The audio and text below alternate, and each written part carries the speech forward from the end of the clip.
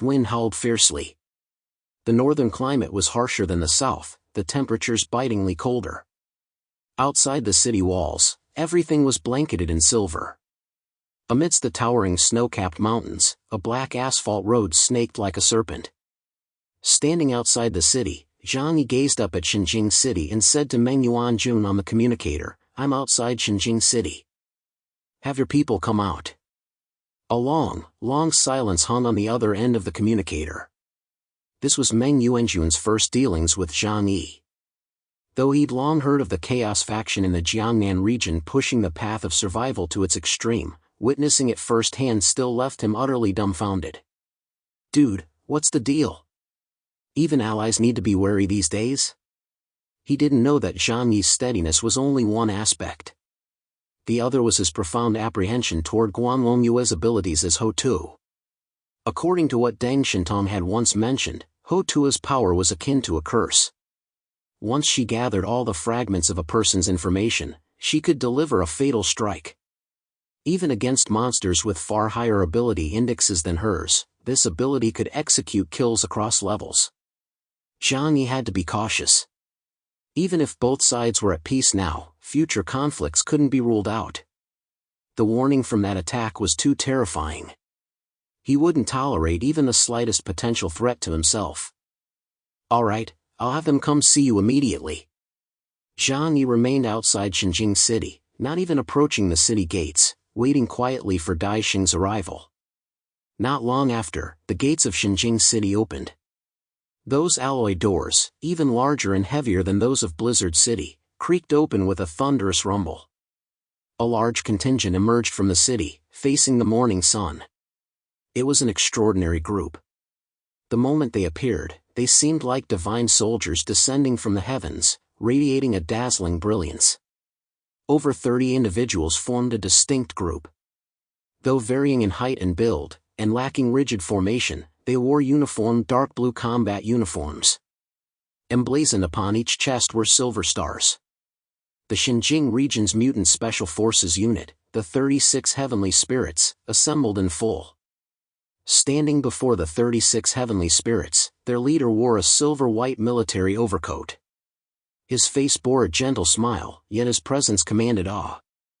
Shang Daowen, the Xidagarba king, captain of the Dragon Guardians. Zhang Yi's eyes narrowed, his body instinctively readying itself for battle. This unit was arguably the most formidable elite force in the entire Xinjing region, second only to Ho Tu and Jin Yuanzi. Zhang Yi assumed they were here for him. But his nerves soon relaxed slightly. As long as Ho Tu didn't appear, even 10 Shang Daowens couldn't hold him back. "Lord Chaos, it's been a while. How have you been?" Shang Daowen approached a short distance before Zhang Yi, greeting him with a polite smile. "Fine. Eating well, sleeping well. Though occasionally I worry someone might have their sights set on my neck." Zhang Yi spoke while rubbing his neck, shooting Shang Daowen a peculiar glance. Shang Daowen understood perfectly well that Zhang Yi was subtly reminding him of the recent incident involving Ho Tu. He chose not to engage, merely returning a faint smile. He then continued, "You have truly worked tirelessly. Defending the borders of Huashu Kingdom, stationed at Tianhai City. If only there were more heroes like you in this world. Even amidst the dire apocalypse, our Huashu Kingdom could remain safe and sound." His polite words flowed smoothly, but Zhang Yi wasn't swayed. Smiling, he said, "I'm here to pick someone up. Which one of you is Dai Xing of the Heavenly Jet Star?" He glanced behind Shang Daowen. "All 36 heavenly spirits are present? Was such a grand mobilization really necessary?" Shang Daowen gave a soft chuckle and gestured behind him. A man stepped forward from the crowd. "Greetings, Lord Chaos." Zhang Yi nodded. "Since you're here, come with me." "Lord Chaos, please wait." Shang Daowen reached out to stop Zhang Yi, who was eager to leave. "I've brought so many people, this time, I intend to accompany you." Zhang Yi frowned. "The 36 heavenly spirits are to accompany me? Are you joking?" During the meeting, it hadn't been mentioned that these individuals possessed space ability. Shang Daowen stated, in the coming war, they will play an immensely significant role. If, he paused for a moment, his expression growing more solemn. If that Hades gatekeeper truly appears, these individuals could provide unexpected advantages.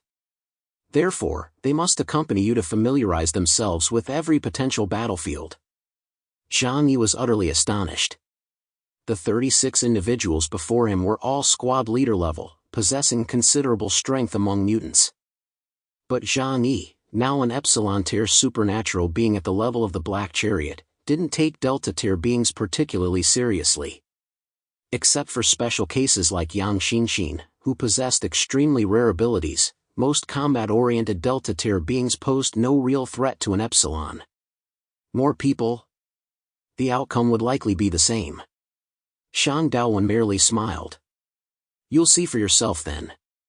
So, please do us this favor. Zhang Yi didn't mind. After all, his role this time was merely transport.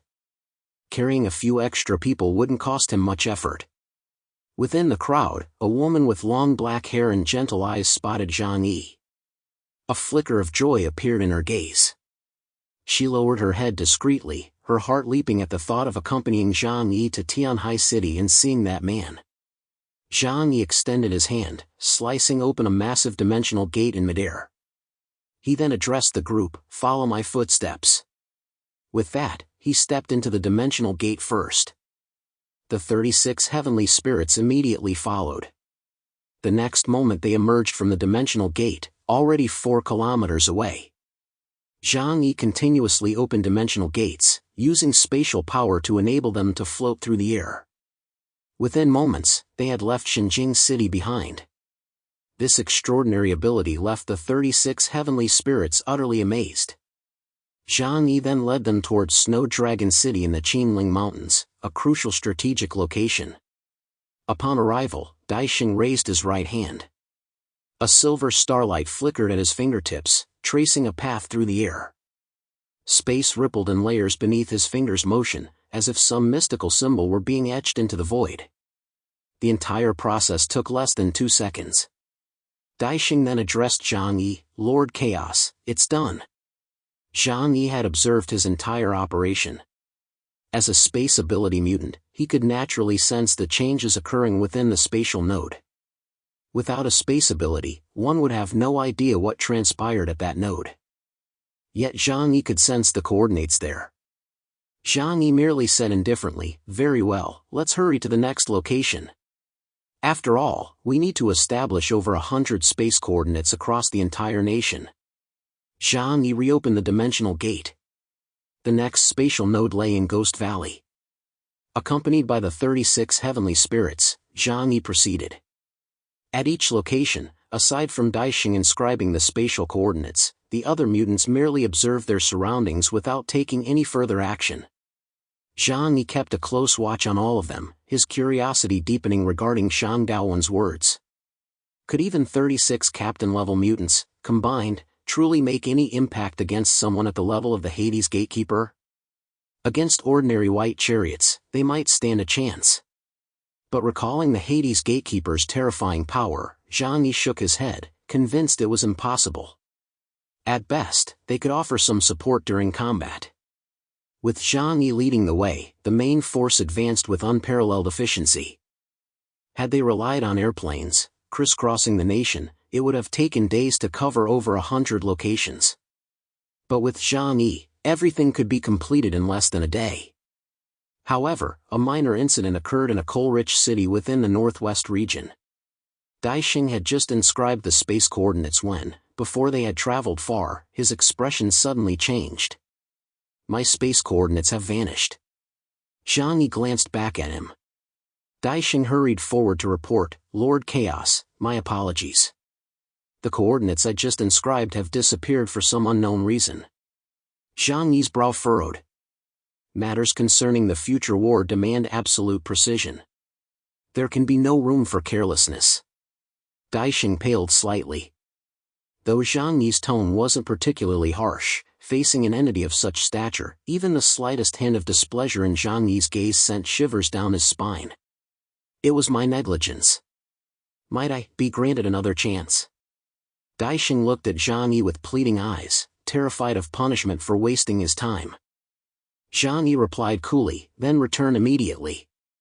This time, there must be no further mistakes. Daixing breathed a huge sigh of relief. Yes, sir. I will complete this task flawlessly.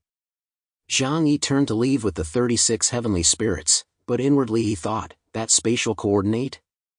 I need only use more powerful spatial energy to destroy it easily. That way, I won't have to worry about them tampering with things in the Jiangnan region. I'm not foolish enough to leave a backdoor for others in my own territory. Once this incident is over, I'll destroy all the coordinates in Tianhai City. The one who destroyed those coordinates was naturally Zhang Yi. He had merely wanted to test whether he could accomplish it, only to find it remarkably effortless. Daixing completed his subsequent tasks smoothly, encountering no further complications. The final stop brought them to Tianhai City. This location was also a key target. According to the conference's deliberations, Tianhai City would inevitably become Mist Valley's primary offensive objective. Therefore, Daixing meticulously left multiple coordinates here, guarding against destruction by enemy space ability mutants. While the other heavenly spirits were busy surveying the potential battlefield terrain, a slender figure approached Zhang Yi. Zhang Yi had noticed her presence earlier, but given her unique status, he hadn't felt comfortable going over to greet her. Now that she had come to him, he couldn't pretend not to see her. Well, if it isn't Liang Yang. Long time no see. This time, he hadn't expected Liang Yang to come along with the 36 heavenly spirits. She wasn't one of them, and he couldn't fathom the purpose of her presence. But then again, Xinjing wouldn't do anything without reason. Liang Yang seemed to sense Zhang Yi's awkwardness and spoke up first, Lord Chaos, since I rarely get to visit Tianhai City, could you arrange for me to meet Tianpeng? She gave Zhang Yi a wink, deliberately using the code name for Fatty Sue. Zhang Yi took a deep breath. Thinking of that guy who constantly chanted to forget about love, he replied, of course. This is between you two personally. I won't get involved. If you want to go find him, go ahead. You're Fatty Sue's friend, so you're our friend too. In front of outsiders, Zhang Yi gave Fatty Sue plenty of face. Liang Yang smiled and nodded. Thank you very much. Liang Yang strolled away leisurely. Zhang Yi refocused his attention on Daixing, committing to memorize every spatial coordinate node he had imprinted across Tianhai City. He didn't buy that all those space coordinate nodes were solely for the upcoming war preparations. Neon Harbor, Columbus Ocean Fleet Base. After the baptism by the Mist Valley forces, the entire harbor lay in near ruin. The vast majority of warships had been utterly destroyed, and elite warriors suffered heavy casualties. Surveying the devastated naval base, the ocean fleet's strongest warrior, the Lord of the Ocean, Nautilus, glared with dark eyes. A flicker of sorrow touched Nautilus' heart, but it was swiftly overshadowed by a seething rage at the affront. Those underground bastards. Nautilus muttered the curse through gritted teeth. Not far away, Canelo approached him, clad in black battle armor. Nautilus, why are you still here? Fleet Admiral Douglas ordered us to the temporary command post to protect the Naval High Command. Nautilus lifted his head to glance at Canelo, his voice laced with cold scorn. Running away? Abandoning everything we fought so hard to build here? He pointed toward the harbor. This naval base has stood for over a century. Now, just because those underground bastards showed up, we're supposed to abandon it. Abandon the most powerful naval base in Colombia's history? After being battered by the sea, rebuilding this place would be impossible in the short term. There's no choice. The enemy's strength is simply too overwhelming. But thankfully, we still have backup bases we can use. Those bastards, someday, will march over there and wipe them all out. Nautilus gritted his teeth. That day will come. Canelo replied calmly. He cleared his throat and murmured softly, maybe. If that day ever arrived, it would be Yashin Canelo who led the charge, not Nautilus. As the Navy's most prized prodigy, Canelo's future held limitless possibilities. But Nautilus, whose potential had been drained early by drugs and various technological products, had both his latent abilities and lifespan severely depleted. Without Professor Da Vinci stepping in, his body would have ceased functioning within 7 years at most. As the two chatted, the sound of surging seawater suddenly reached their ears. A deep, rumbling roar, like the growl of a colossal sea beast, slowly approached across the vast expanse of water, its volume steadily increasing. Both men turned their heads toward the ocean. They saw the water suddenly part in an eerie manner, as if some colossal entity was emerging from the depths. All the soldiers along the shore stopped their work. With tense expressions, they grabbed their weapons and aimed them at the sea. Nautilus and Canelo wiped the smiles from their faces, their gazes turning serious as they stared ahead. Wah! A deafening horn blared across the entire coastline. The colossal steel vehicle docked in the harbor like an island, gradually revealing its full form. It was an immense, bizarre warship. Not a single active vessel in the Columbus Ocean Fleet could match even a third of its size. Its volume rivaled that of a Nimitz-class aircraft carrier. Yet unlike an aircraft carrier, its entire hull was encased in thick armor plating. Rather than a warship, it resembled a colossal submarine. An unprecedented, supersized submarine. The Nautilus. Canelo murmured. They certainly recognized this submarine, for it was the Colombian Navy's secret weapon. On the eve of the apocalypse, Colombia's astronomical center had already foreseen the impending catastrophe. Among numerous contingency plans, they selected a strategy to submerge deep into the ocean to withstand the new ice age. The Nautilus's prototype was conceived as a marine survival base. Yet after the apocalypse, complex modifications followed. The emergence of the mutants dramatically boosted productivity, transforming the Nautilus into a super battleship submarine. This ace in the Colombian Navy's sleeve had now been dispatched to Neon Harbor. The Nautilus's arrival drew a crowd of naval personnel. Its existence was classified, not everyone knew of it. Yet this super submarine, comparable to an aircraft carrier, was a sight none had ever witnessed before. Consequently, the shoreline was now packed with onlookers. Whoosh! The hatch at the submarine's bow suddenly opened, revealing a squad of fully armed soldiers before the naval officers. Even the soldiers of the Columbus Ocean Fleet, Colombia's finest warriors, felt an overwhelming sense of pressure in the presence of these men. Numbering only about 100, they were clad head to toe in pitch-black combat suits, not an inch of skin exposed, even their heads covered by black tactical helmets. They carried identical black standard-issue firearms designed specifically for combat against mutants.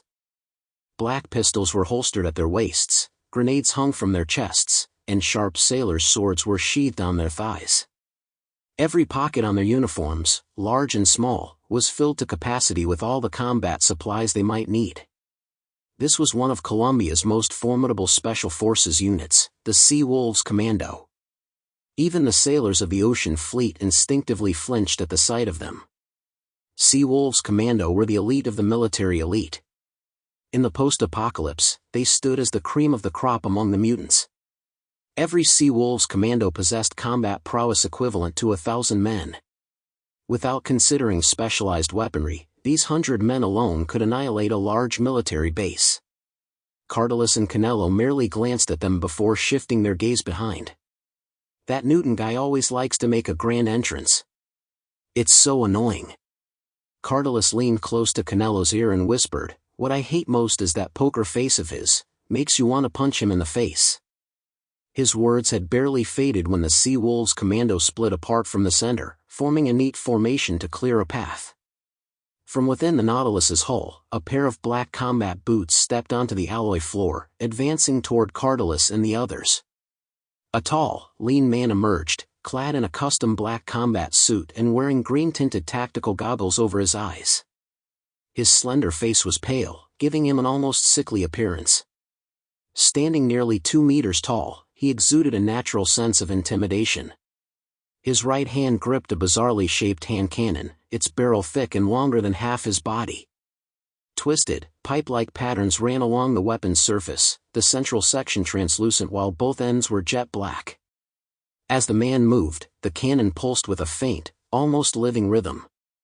Reinforcements from Columbia's homeland, a member of the Natural Science Association, codenamed Newton. Newton descended from the Nautilus, his Seawolves commando trailing behind like emotionless machines, maintaining tight formation. After landing, Newton lifted his head and scanned the ruined naval base expressionlessly. Then he adjusted his glasses. The situation is worse than anticipated. Nautilus observed him.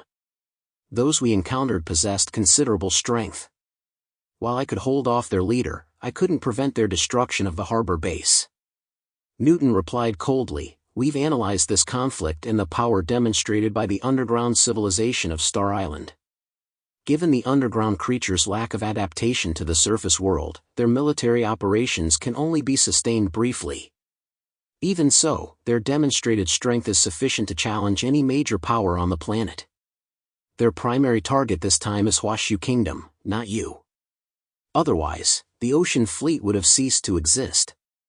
Nautilus fixed Newton with an intense stare and demanded, "What do you mean by that? Is Franklin intending to abandon the ocean fleet?" "Not abandon.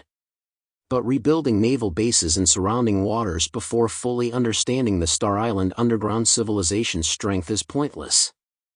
Newton looked at Nautilus coldly. "Franklin's decision is for the ocean fleet to not join the war against the underground civilization in the coming conflict. You will first relocate to Neon's inland regions to regroup and lie low." Nautilus immediately frowned, erupting in fury. "Are you telling us to hide like turtles? I absolutely refuse to endure such humiliation. Whatever those bastards have done to us, I will repay them tenfold." Canelo also voiced his perspective. "If we choose to lie low, we'll completely lose our voice in the oceanic region and our influence across all of Southeast Asia." Would Franklin's faction truly make such a decision? Newton replied, "Rest assured on this point. For now, the main theater of war remains the Hwashu Kingdom. As long as you lie low, the next phase of the conflict will still be fought on the Hwashu Kingdom's home turf." Canelo's eyes widened in realization. "So you're saying we should do nothing?" "No, that wouldn't be the optimal choice." Newton continued, "While the ideal outcome for us would be Hwashu's victory over the Star Island underground civilization, eliminating their threat to our maritime supremacy while weakening Hwashu's power to establish Columbia as the planet's sole unrivaled hegemon, such a course carries immense risk. Should Hwashu Kingdom fail, we, standing with humanity, would become the first targets when the underground civilization invades. We would also lose our most valuable ally. Moreover, if Hwashu Kingdom triumphs through their own strength, they will achieve monumental victories in this war. This could potentially elevate their power beyond Columbia's reach." Nautilus frowned deeply. "This won't work, that won't work, so what exactly do you propose we do?" Newton replied calmly, "Hwashu Kingdom must not fail, yet we cannot allow them to grow too powerful. Maintaining equilibrium is the optimal outcome for us. Therefore, I will lead the Seawolves commando into this battle. And you must join the war. This way, we increase humanity's odds of winning the war against the underground civilization while preventing the Hwashu Kingdom from monopolizing the spoils of victory afterward." Canelo understood Newton's meaning. "So you mean we're joining the war against the Star Island underground civilization and heading to Hwashu Kingdom to fight?" Newton nodded. "Precisely. In the oceans of the past, the Columbia fleet's greatest adversary had been Hwashu Kingdom's East Sea region. But now, they faced a common enemy and chose to unite. A former president of Columbia once said, 'All members of humanity may require a universal external threat to recognize the bonds that unite us.' When confronted by threats from other advanced civilizations, the so-called global divisions people speak of vanish swiftly. The rivalry between Columbia and Hwashu was a contest of interests. But when confronting alien races, it became a war of survival, a fight to the death. Who posed the greater threat? Only a fool wouldn't understand." Zhang Yi, accompanied by the 36 heavenly spirits, traversed the entire Hwashu Kingdom within a single day, establishing spatial coordinates at every crucial location. His final stop was Tianhai City. Having arrived on his own turf, he felt it only right to extend hospitality. However, Zhang Yi wouldn't invite them to his sanctuary. After all, he hadn't yet fully trusted the current Xinjiang region. Instead, he directed them to the Chaoyu base, where Lu Dehai would be responsible for their reception. Liang Yan, however, was a different matter. With Zhang Yi's nod of approval, she arrived at the shelter's entrance with confidence. Inside the sanctuary, a warm and peaceful scene remained unchanged. No matter the turmoil outside, Zhang Yi's home always radiated happiness, as if the storms of the world couldn't penetrate its walls. Upon learning Liang Yang was coming, Fatty Su paced nervously at home, his heart both thrilled and unsettled. The frog, Qibao Kai, patted Fatty Su's shoulder reassuringly. Chun-Lei, if you like someone, you gotta seize the moment. Otherwise, you'll regret it later. As he spoke, he gulped down a large mouthful of wine. Hearing this, Fatty Su looked at the frog curiously and asked, "Froggy, you've got stories too, huh?" The frog scratched his head with 3 fingers and laughed heartily, "All water under the bridge now." A fleeting look of nostalgia passed through its eyes before it scampered off to play with Totoro, leaving only a thumbs-up gesture for Fatty Su. Fatty Su pulled out his best outfit and slipped it on. He then mustered his courage to go meet Liang Yang. Frog watched his youthful figure from behind, silently giving him a thumbs up and smiling, "Go for it, kid." He thought to himself, a fleeting shadow of sadness crossing his eyes. He then downed another large gulp of liquor, burst into laughter, and wrapped his arms around Totoro's furry body, beginning to recount tales of the past. Back in the day, he began, "I too once had a beautiful love." Meanwhile, Fatty Su emerged from the shelter, passing through the massive hemispherical fortress to reach the entrance. A slender figure stood with her back to him, gracefully poised amidst the icy landscape. Her combat suit served as a vivid accent against the frigid world. Seeing Liang Yang before him after so long, Fatty Su paused in his tracks.